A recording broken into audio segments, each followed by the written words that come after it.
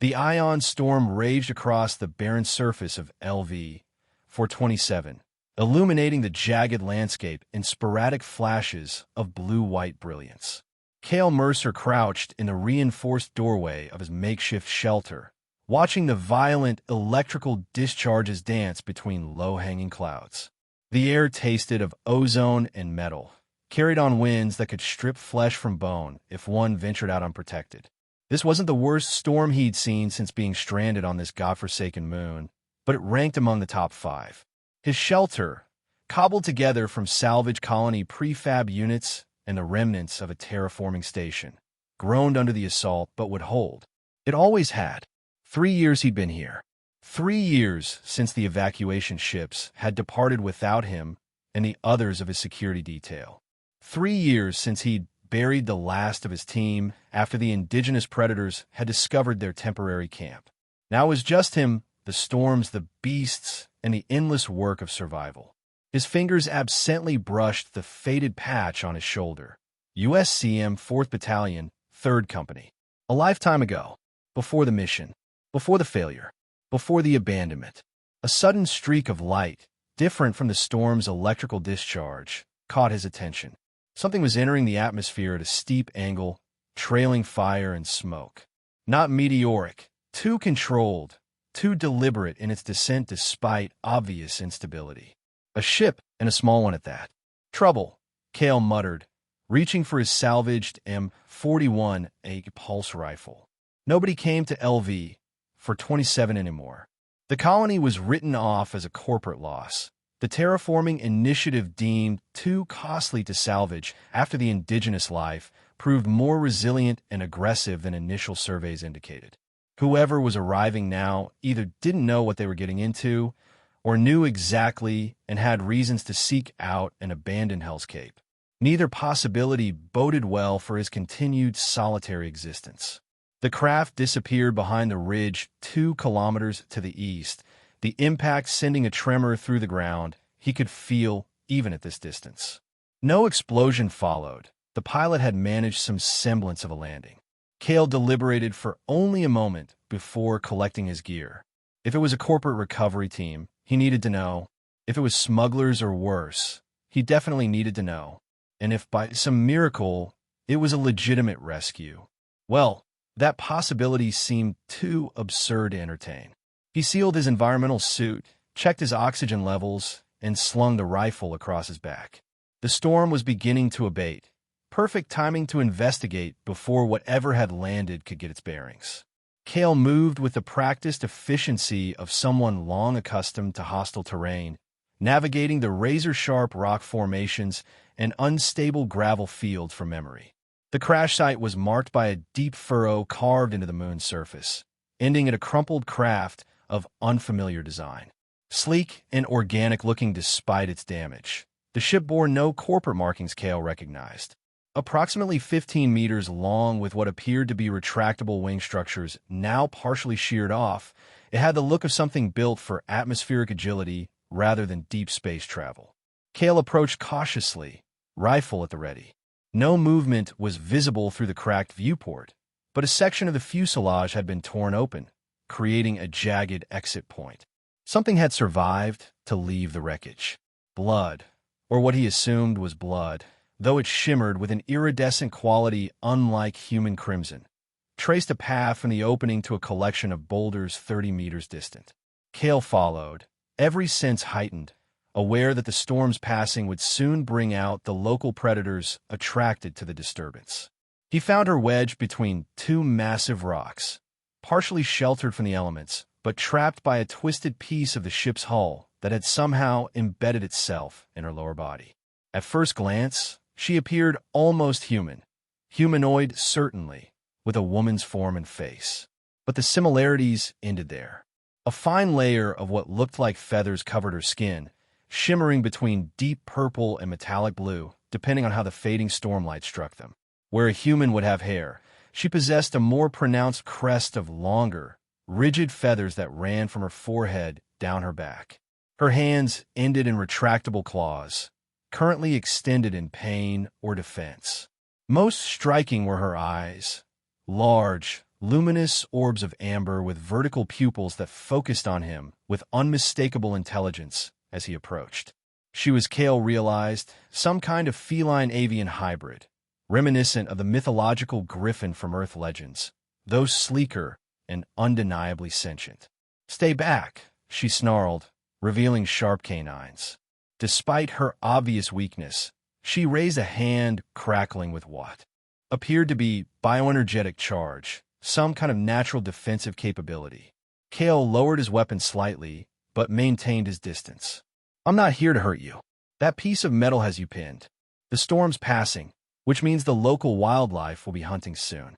Neither of us wants to be here when that happens." The energy around her hand flickered and died as her strength faltered. Her head lolled back against the rock, eyes half closing in obvious pain. "You," she whispered, her voice carrying a melodic quality despite its weakness. "Finally, I found you." Cale frowned. "Lady, you're delirious. We've never met." "The echo," she murmured before losing consciousness, her body going limp against the rocky prison. Cale cursed under his breath. Delusional or not, he couldn't leave her to die. Not when death by the local predators would be slow and excruciating. Against his better judgment, he holstered his weapon and moved to examine the metal shard impaling her to the ground. It hadn't penetrated her body, but had effectively pinned her lower limbs. With considerable effort, he managed to leverage it free. As he gathered her surprisingly light form into his arms, his motion tracker beeped a warning. Something was moving toward them from the direction of the crash. Multiple somethings, moving with purpose rather than the erratic patterns of the indigenous hunters. A quick scan with his binoculars confirmed his suspicions. Figures in sleek armor, weapons drawn, methodically sweeping the crash site and moving toward the blood trail. Their helmets bore no corporate logos, but their movements spoke of military precision. They weren't here for salvage. They were here for her. Cale made a snap decision, one that went against every survival instinct he'd honed over 3 lonely years. He activated his suit's dust camouflage function, a feature that'd save his life countless times when hiding from predators, and moved away from the search pattern, carrying the unconscious alien deeper into the labyrinthine rock formations that had become his home territory. The temporary shelter he brought her to was one of several backup locations he'd established across his territory, a natural cave system reinforced with salvage materials, stocked with basic supplies, and carefully hidden from aerial surveys. It wasn't comfortable, but it was defensible and unknown to anyone but him. He laid the alien woman on his spare bedroll and examined her injuries more thoroughly.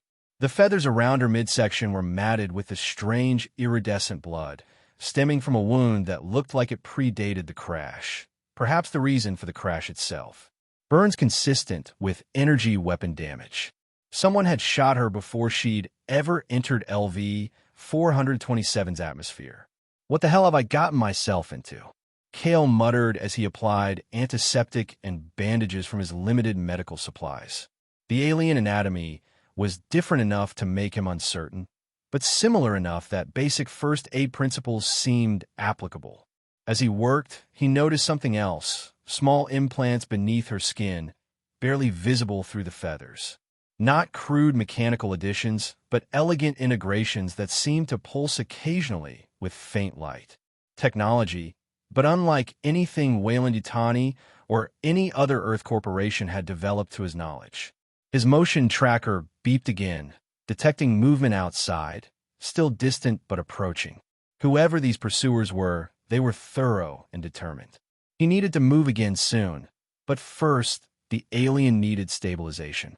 Almost as if responding to his thoughts, her eyes snapped open, immediately alert despite her injuries. In one fluid motion, she grasped his wrist with surprising strength. "How many?" she demanded, her voice stronger now, the melodic accent more pronounced. "At least 6 that I could see. Military training. Well equipped." She nodded as if this confirmed something she already knew. "Xyler Dominion hunters. Elite trackers."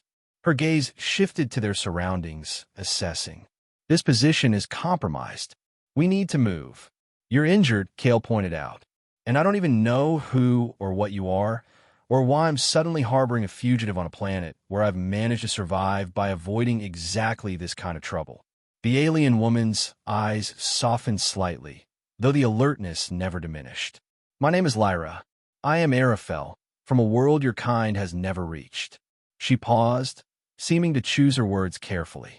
I came looking for you, Cale Mercer. The sound of his full name, unheard for 3 years, sent a chill down his spine. How do you know your name?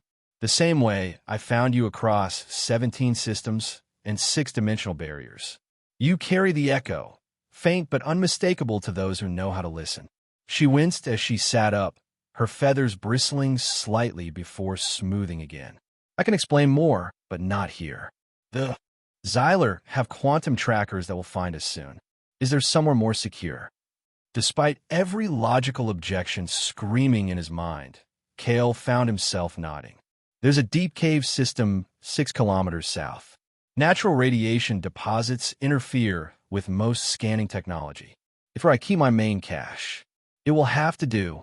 She attempted to stand but stumbled, her composure breaking momentarily to reveal the true extent of her pain. Cale caught her reflexively. You can't make that journey in your condition. I have no choice. Determination hardened her features. And neither do you, if you wish to live. Commander Forlag leads these hunters. He does not leave witnesses. The name meant nothing to Cale, but the implied threat was clear enough. He made another decision that defied logic. He handed her his sidearm, a reliable 10mm handgun he'd maintained meticulously. Can you use this? Lyra examined the weapon briefly before nodding. Primitive, but effective at close range. Charming, Cale muttered. Stay behind me, move only when I signal, and try not to bleed any more of that glowing stuff. It leaves a trail even I can follow. Her lips curved in what might have been a smile. My bioluminescent hemoglobin is the least of our problems, but I will do my best. Outside, the storm had fully passed, leaving the alien landscape bathed in the dim light of the gas giant the moon orbited. Beautiful in its deadly way, the terrain offered both obstacles and opportunities. Passages too narrow for armored pursuers, crevasses perfect for ambushes. They moved slowly, Lyra's injuries clearly painting her despite her stoic demeanor. Twice they had to hide as search drones passed overhead, their scanning beams sweeping methodically across the terrain. Once they froze in place for 20 agonizing minutes as 2 armored hunters passed within 30 meters, close enough that Cale could hear their communication devices issuing orders in a language he didn't recognize. The journey that should have taken 2 hours stretched to 5, with frequent stops to allow Lyra to rest and to ensure they weren't being followed. Throughout, Cale's mind raced with questions. Who was this alien woman? What did she mean by the echo? How did she know his name? And why were these Xyler so determined to find her? Most pressing of all, why had he thrown away 3 years of careful survival to help her? They reached the cave entrance as the first predator howls began to echo across the rocky landscape. The large, insectoid hunters that claimed the territory emerging for their nocturnal feeding. The cave entrance was concealed behind a natural rock formation, further disguised by camouflage netting Cale had installed. Inside, a series of narrow passages led to a larger chamber where he had established his main base, the place he retreated to when the storms grew too intense for his surface shelter. Once inside, with security measures activated and motion sensors placed at key junctures in the cave system, Cale finally allowed himself to relax marginally. Lyra immediately collapsed onto a crate, her breathing labored. You need proper medical attention, Cale said, retrieving a more comprehensive first aid kit from his supplies. What I need, Lyra replied between pained breaths, is to complete my mission before Forlag finds us. Before it's too late. And what mission is that exactly? Cale asked as he prepared to properly clean and dress her wounds. Lyra's amber eyes fixed on him with unsettling intensity. To awaken the echo within you. To prepare you for what comes next. To ensure the shield of dawn can rise again when the void tide returns. None of it made sense, and Cale said as much as he began treating a particularly nasty energy burn on her side. The Arafel are an ancient race, she explained, wincing as he applied antiseptic. Long before your species achieved spaceflight, we were guardians of dimensional boundaries, keeping watch against threats your science cannot yet comprehend. We did not do this alone. We had allies, chosen ones from various species who possessed a particular genetic or spiritual resonance. These individuals could access ancient technologies, channel energies beyond normal comprehension. They were called echoes. She paused, gathering strength before continuing. The last great war against the void tide, entities that feed on reality itself, nearly destroyed us. The remaining echoes scattered across the galaxy, hiding the keys to the most powerful defensive systems. Their genetic legacy was hidden within bloodlines across dozens of worlds, including Earth. Kale finished bandaging her wound, processing her words with a mix of skepticism and an unsettling sense that she believed every word. And you think I'm one of these genetic descendants? That's why you call me the Echo. I know you are, Lyra said simply. I can sense it, just as the Xylar Dominion's instruments detected it when you were deployed here with your military unit. Why do you think your colony suffered such unexpected indigenous resistance? The Xylar manipulated local life forms to eliminate witnesses while they searched for the Echo signature. When they couldn't isolate it precisely, they arranged the colony's abandonment. The implication struck Kale like physical blow. You're saying the deaths, my team, the colony failure, it was all deliberate? Because of me, not because of you, Lyra corrected gently. Because of what you carry, a legacy older than your civilization. Kale turned away, his mind reeling with memories of watching his comrades fall one by one to creatures that seemed to target them with uncanny precision, of desperate calls for evacuation being delayed again and again until it was too late for most of them. He'd attributed it to corporate callousness, to the cold mathematics of profit margins that valued equipment over human lives. But orchestrated sabotage? A conspiracy spanning worlds? I don't believe you, he said finally, though the tremor in his voice betrayed his uncertainty. You don't have to, Lyra replied, but you'll need to make a choice very soon. The Xylar will not stop until they have what they believe is theirs by right, the Echo legacy and all the power it represents. They serve the void tide, deliberately or not, and they will find us. As if summoned by her words, a distant alert chimed from one of Kale's perimeter sensors. Someone or something had entered the outermost cave passage. Sooner than I expected, Lyra murmured, struggling to stand. Your hiding place was well chosen, but Forlag has technologies beyond what you can imagine. Kale checked his motion tracker. Multiple signals, moving with tactical precision through the cave system, already past 2 of his early warning tripwires. 6 hostiles, maybe more, he reported grimly, grabbing his pulse rifle and checking its charge. We have maybe 10 minutes before they reach this chamber. We need to reach deeper into the cave system, Lyra said urgently. I can sense something, a resonance. It may be what I've been searching for, a sanctuary node. A what? A place of power. A nexus point where the Echo can be fully awakened. She grasped his arm, her eyes almost glowing in the dim light of the cave. Trust me, Kale. It's our only chance. Against all logic and military training, Kale found himself nodding. There's a deeper passage network I haven't fully explored. Radiation levels increase significantly, disrupting equipment. It's why I never ventured too far. The radiation is a side effect of what's hidden there, Lyra explained. It won't harm us if I'm right about what awaits. They gathered essential supplies quickly: water, emergency rations, ammunition, and light sources. Kale activated the security measures he'd installed throughout his hideout, primitive but potentially effective against unwary intruders. As they prepared to enter the deeper tunnel system, the motion tracker's signals accelerated.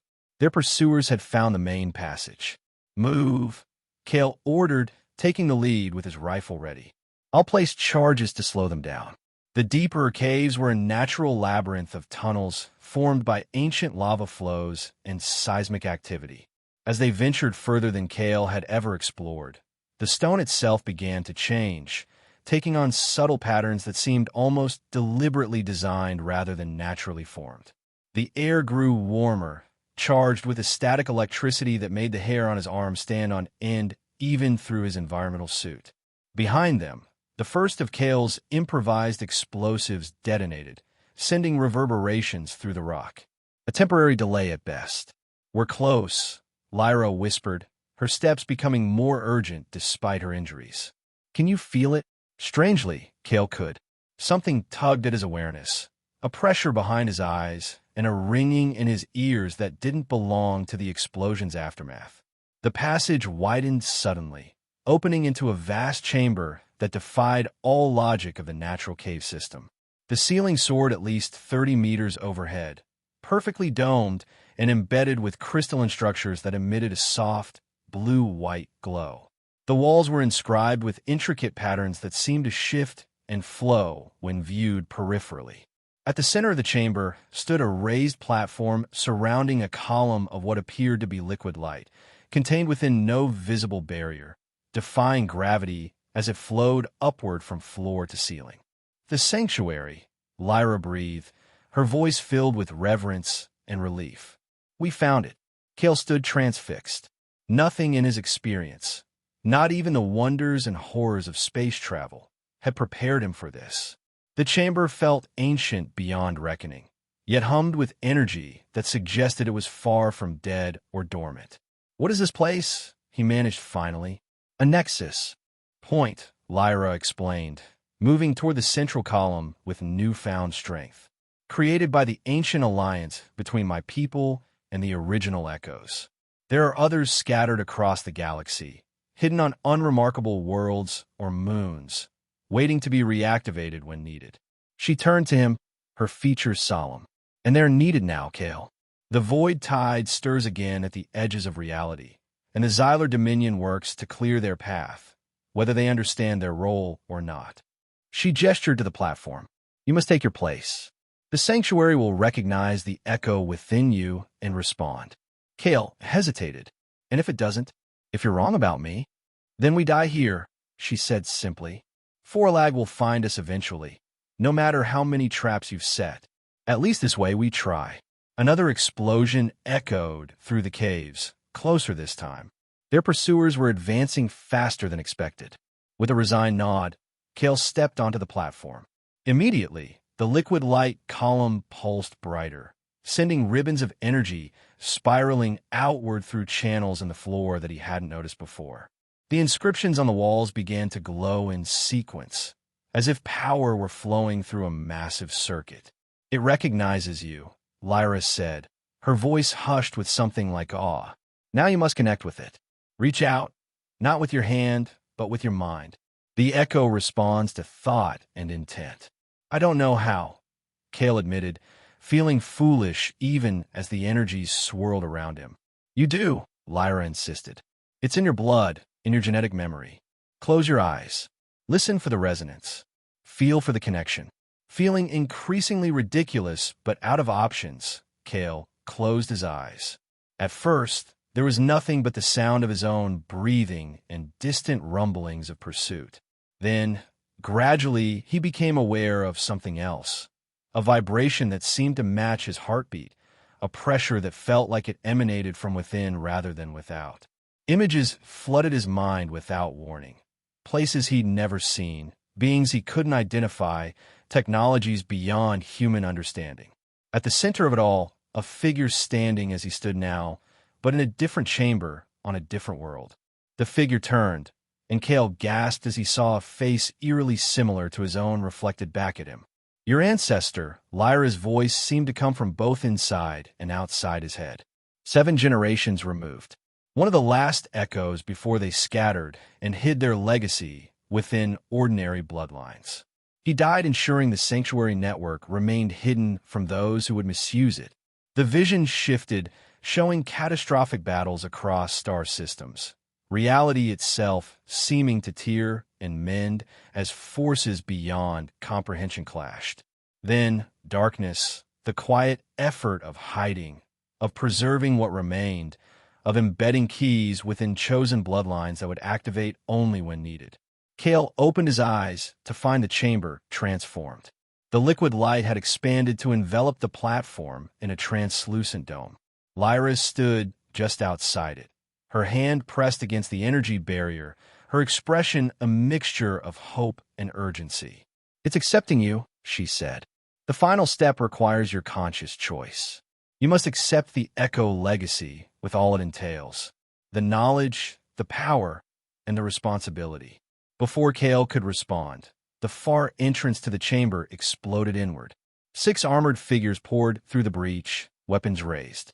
Their armor was unlike any Kale had seen, sleek, almost organic in appearance, with helmets that featured no visible eye slits, only smooth, reflective surfaces. Each bore subtle differences in configuration, suggesting specialized functions or ranks. The central figure stepped forward, taller than the others by at least 20 centimeters. With a gesture, his helmet retracted, revealing a face that might have once been human but had been extensively modified. Pale skin embedded with the same subtle implants Kale had noticed on Lyra, but cruder, more invasive. His eyes were entirely artificial, glowing with a cold blue light. "Commander Forlag, I presume," Kale said, his voice steady despite the fear coursing through him. "The lost Echo awakens at last," the commander replied, his voice carrying an artificial harmonic quality.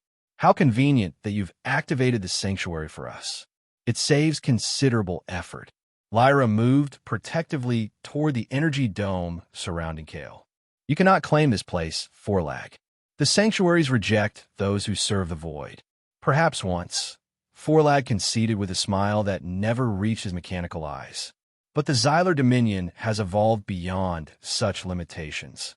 He gestured to his soldiers. "Contain the Arafel. She will provide valuable research material." 2 soldiers moved toward Lyra, weapons charging with an ominous whine. Without hesitation, she unleashed a bioenergetic charge far more powerful than the defensive display she'd shown earlier, sending one attacker crashing into the wall. The second fired, the energy blast catching her in the shoulder and spinning her to the ground. "Stop!" Kale shouted, pressing against the energy barrier that now trapped him on the platform. "The barrier will dissolve once the initiation completes," Forlag explained casually, as if discussing weather patterns. "Then you will accompany us to Dominion space, where your genetic material will help us create an army of echoes under our control. The Void Tide will have its gateway, and the Xylar will rule what remains of reality." Inside the energy dome, Kale felt something shift. The visions that had flooded his mind coalesced into understanding, not complete, but enough to grasp the magnitude of what was at stake. The Echo wasn't just a genetic quirk or the key to ancient technology. It was a fundamental connection to the fabric of reality itself, a defensive measure built into the cosmic order. And he had a choice to make. "The sanctuary responds to intent," he said, meeting Forlag's artificial gaze. "What happens if my intent is to destroy you and everything you represent?" For the first time, uncertainty flickered across the commander's features. "You don't have the knowledge to direct the sanctuary's energies. The initiation is only the beginning." "Maybe," Kale conceded, "but I've always been a quick study." He closed his eyes again, focusing on the resonance he now recognized within himself. The images returned, but this time he didn't passively observe. He reached into them, searching for understanding, for control. The barrier around him pulsed in response, changing from translucent blue to a deeper indigo shot through with threads of gold. Forlag barked orders in an unfamiliar language. His soldiers raised weapons toward the energy dome, but seemed hesitant to fire directly at it. Lyra, despite her new injury, managed to drag herself closer to the platform. "Kale," she called, her voice strained. "The sanctuary can be weaponized, but it requires sacrifice." "Don't." "I know," he interrupted, his eyes still closed. "I can see it now. The defense protocols. The contingencies." The chamber began to tremble, dust and small stones falling from the ceiling. The inscriptions on the walls pulsed with increasing intensity, sequential patterns accelerating to become a continuous glow. The central column of light expanded further, tendrils of energy reaching out toward the Xyler soldiers, who backed away in evident alarm. "Disable him," Forlag commanded, raising his own weapon. Too late. Kale opened his eyes, which now shimmered with the same gold-threaded indigo as the barrier. When he spoke, his voice carried new harmonics, reminiscent of Lyra's, but deeper, more resonant. "This sanctuary recognizes the threat. Protocol Sundering Star Initiates." The energy dome imploded, condensing around Kale in a skin-tight aura before exploding outward in a controlled wave. Where it touched the Xyler soldiers, their armor systems failed catastrophically, weapons shorting out, helmets retracting involuntarily, support systems going dark. Forlag alone remained partially functional, his more advanced systems offering some resistance. Kale stepped from the platform, the energy continuing to swirl around him like a living cloak. "You sought to use the echo to destroy reality itself," he said, advancing on Forlag. "Did you really think the sanctuaries wouldn't have defenses against such intentions?" Forlag snarled, raising a secondary weapon from his arm housing. "One echo cannot stop the Dominion. We have ships in orbit, reinforcements en route. This moon will be reduced to ash." "Not today," Kale replied, the energy around him intensifying. "This sanctuary has been dormant for millennia, storing power. Power I'm now redirecting to a more immediate purpose. Above them, beyond the cave system, beyond the atmosphere of LV-427 itself, that power manifested. A pulse of energy, invisible but devastatingly effective against specific targets. The Xyler ships in orbit suffered the same catastrophic systems failures as their ground troops. Drives failing, weapons powering down, life support systems struggling to maintain minimal function. In the chamber, Forlag staggered as his remaining systems fluctuated. "What have you done?" "Created a choice," Kale answered. "Retreat with what remains of your forces, or die here. The sanctuary's defensive pulse will repeat every 15 minutes for the next 3 days. Nothing Xyler will function within this system during that time." Forlag's artificial eyes flickered as calculations and probabilities undoubtedly raced through his enhanced mind. Finally, he straightened, dignity reasserting itself even in defeat. "This is merely one battle, Echo. The void tide comes regardless. The Dominion will find other ways. And I'll be waiting," Kale promised, with a gesture that might have been respect on a less corrupted being. Forlag activated an emergency beacon on his armor. His soldiers did the same, and within moments, emergency teleportation systems, apparently shielded from the energy pulse, activated, removing them from the chamber in flashes of sickly green light. The moment they vanished, Kale rushed to Lyra's side. The energy aura around him faded as he knelt beside her, examining her new wound with growing concern. "That was impressive," she managed, her breathing labored. "For first awakening." "I had a good teacher," he replied, applying pressure to slow the bleeding. "And apparently some strong genetic memory. Why didn't you tell me what would happen?" "Each awakening is unique," she explained, "and knowing too much can influence the process. The Echo must make genuine choices." She reached up, touching his face with surprising gentleness. "You chose well. They'll be back," Kale said, helping her into a sitting position. "Yes," she agreed, "but not soon, and not unprepared for." Her gaze drifted to the platform, where the column of light had stabilized into a more subdued glow. "The sanctuary is fully active now. It can help heal me, and it can teach you what you need to know." "About being an Echo?" Kale asked, supporting her as they moved toward the platform. "About that," she confirmed with a small smile. "And about the other sanctuaries. The other scattered echoes we must find. The greater war we must prepare for." Her expression grew solemn. "The void tide is real, Kale. What you saw in your visions was only a fraction of the truth. They consume entire realities, and the barriers weaken." Kale absorbed this as he helped her onto the platform, where the energy immediately began to swirl around her injuries, the feathers around the wound lifting slightly as the healing process began.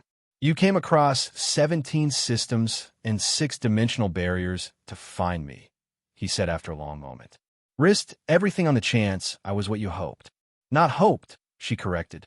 Knew. The resonance called to me, just as it will call to others. Her amber eyes held his. You are not the only echo awakening, Kale Mercer, but you may be the most important.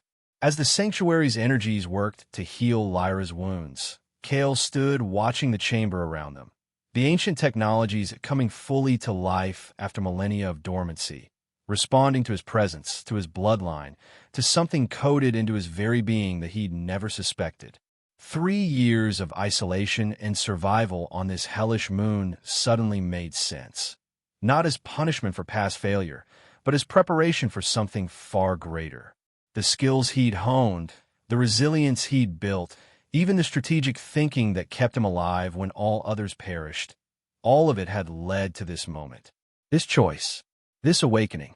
When you're healed, he said finally, we should salvage what we can from your ship. I assume it can be repaired. Lyra nodded. With parts from your colony's remains, yes. It's designed to adapt to compatible technologies. Good, Kale said, a new resolve settling over him. Because we're not staying here. If what you've shown me is true, if the void tide is coming and there are other echoes to find, then LV-427 has served its purpose. He looked around the chamber one last time, at the ancient power now responding to his presence, at the woman who had crossed impossible distances to find him, at the new path unfolding before him. It's time to leave this moon behind, he said. We have work to do. Lyra's hand found his, her grip surprisingly strong despite her injuries. Together, Echo, she said softly. Together, Kale agreed, and for the first time in 3 years, he felt something beyond mere survival.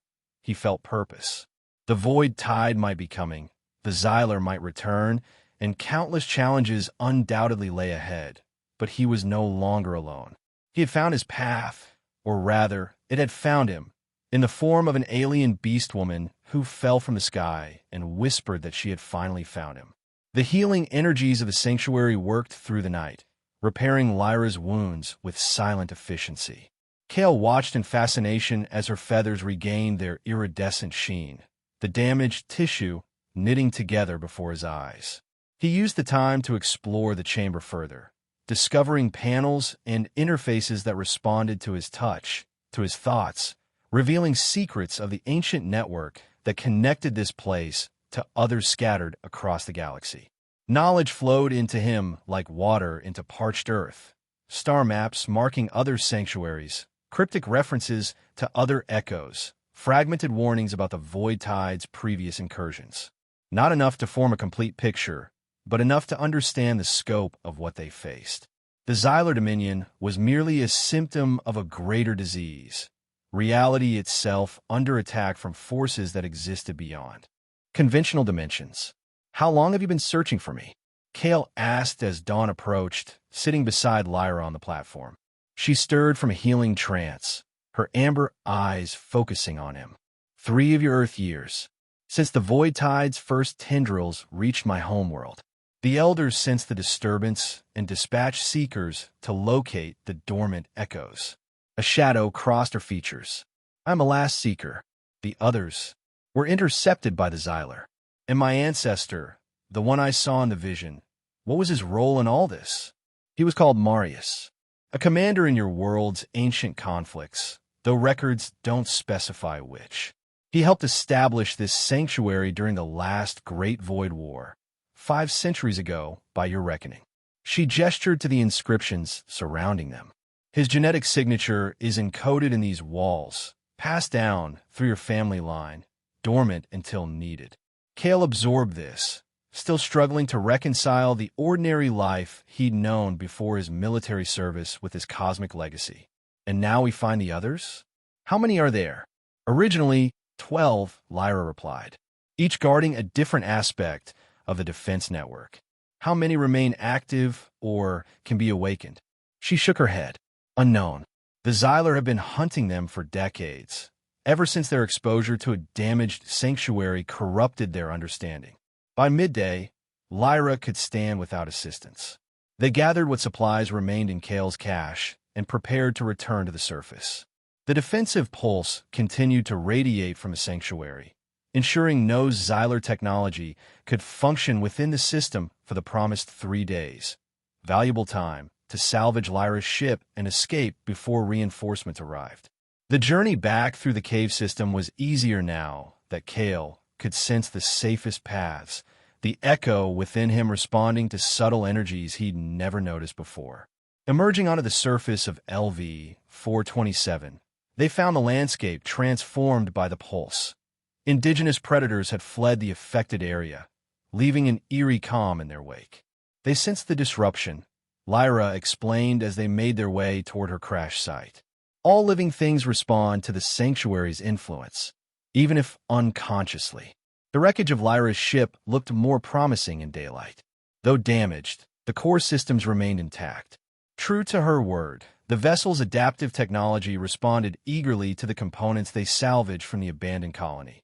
Power couplings, stabilizers, and communications arrays integrated seamlessly with the ship's organic-looking systems. As they worked, Kale found himself moving with newfound precision, understanding components he'd never seen before. "Another Echo gift?" he asked after instinctively recalibrating a particularly complex navigation system. "Technical affinity," Lyra confirmed with a nod. The original Echoes were chosen partly for their ability to interface with the ancient technologies. That talent runs in your blood. 3 days of intensive work transformed the wreckage into a functioning vessel. Not pretty, but capable of breaking orbit and making the jump to what Lyra called fold space, a method of travel that bypassed normal dimensions. Throughout their labor, Kale kept expecting the return of the Xylar, but the skies remained clear. Forlag had chosen to retreat and regroup rather than waste resources against the sanctuary's defenses. On the eve of their departure, Kale made one final trip to his longtime shelter. 3 years of survival contained in a few modest rooms carved from the hostile environment of LV-427. He collected only essentials, weapons, specific tools, and a small metal case containing the few personal items he'd managed to keep through the colony disaster. As he prepared to leave, a soft pulse from the sanctuary far below caught his attention. A connection established now that he'd awakened to his legacy, a silent communication that transcended normal senses. A warning. The sanctuary would maintain its defensive pulse for only a few more hours. After that, its energies would be redirected to a more crucial function, hiding itself once more. Forlag would return, of that there was no doubt, but he would find nothing but empty caves and inert rock.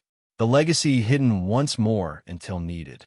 "It's time," Lyra said when he returned to the ship, reading his expression. "The sanctuary has served its purpose here." Kale nodded, stowing his belongings in a compartment she'd indicated. "Where do we go first?" "Proxima Centauri," she replied, activating the ship's primary systems. "Another Echo signature has been detected there, faint but promising, and it's far enough from Xylar space to give us time to prepare."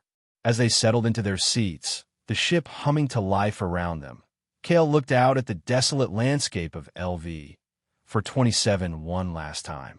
The hellish moon that had been his prison for 3 years, that had nearly claimed his life countless times, had also been his salvation. Had he been evacuated with the others, he might never have discovered his legacy, never met Lyra, never understood the greater purpose encoded in his very DNA. "No regrets?" Lyra asked, sensing his thoughts with her subtle, empathic abilities. "No," Kale replied with certainty. "Only questions, and we'll find the answers together."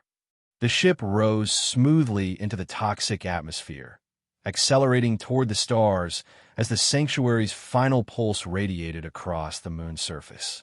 Below them, the entrance to the cave system collapsed in a carefully orchestrated avalanche, concealing the ancient chamber once more. To any observers, it would appear as nothing more than another geological event on an unstable world. As they broke orbit, the gas giant that LV-427 circled filled their view screen. Massive, beautiful, and indifferent to the cosmic drama playing out in its shadow. Lyra initiated the fold space drive, and reality itself seemed to ripple around their small vessel. "The void tide will sense your awakening," she warned as the stars began to distort. "And the Xyler will not abandon their hunt. The path ahead will not be easy." Kale met her gaze, the gold-flecked indigo of the Echo flickering momentarily in his eyes. "Nothing worthwhile ever is." The ship vanished into fold space, leaving no trace of their passage. Behind them, LV 427 continued its eternal orbit, keeper of secrets both ancient and new. Ahead lay uncertainty, danger, and purpose, a cosmic chess game with reality itself as the prize. And somewhere in the vast expanse between stars, other echoes waited to be found, to be awakened, to join the defense against the coming tide. For Cale Mercer, former Marine and reluctant survivor, a new journey had begun. Not one of mere survival, but of destiny. A destiny that had begun the moment an alien Beastwoman fell from the sky and whispered that she had finally found him.